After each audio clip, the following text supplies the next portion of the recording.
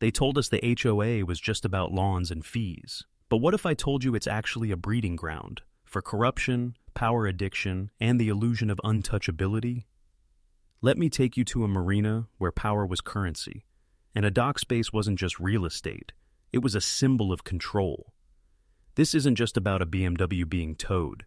This is about what happens when the wrong person believes the rules don't apply to them and meets a man who refuses to bow.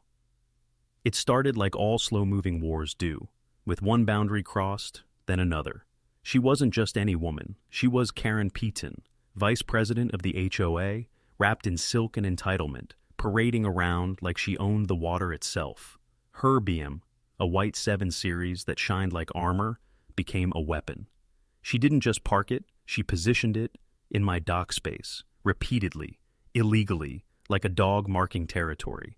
And every time I asked her to move, she brushed me off like I was some leaf blown into her line of sight. "Just a minute," she'd say, and then disappear for hours. This wasn't laziness, it was dominance.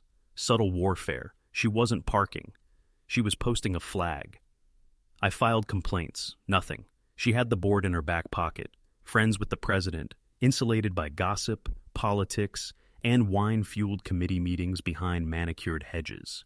You ever feel reality bend in real time? That's what power without accountability does. The rules don't apply to them until someone learns how to use those rules as a sword.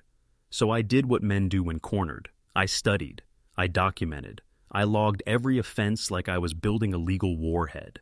I wasn't just defending a dock anymore. I was reclaiming my name. I became undeniable. Then I found it. Subsection 12.4.3. 30 minutes of unauthorized parking and the vehicle can be removed at the owner's expense. No exceptions. Not even for HOAR. Loyalty. Comment, no one is above the dock. Twice if you know what it feels like to be underestimated by the powerful, and to rise anyway. The final act? Orchestrated like a symphony of justice. I watched from my porch with coffee in hand as the towboat's crane lifted her pristine BMW into the sky like a fallen idol. The alarm screamed. She screamed louder. But truth doesn't flinch. She came down from her pedestal that day. Not because I fought dirty, but because I fought smart. With evidence, with law, with the discipline of a man who refuses to be silenced. Her empire crumbled. She was removed from the board, fined, sued, shamed, and I didn't have to raise my voice once.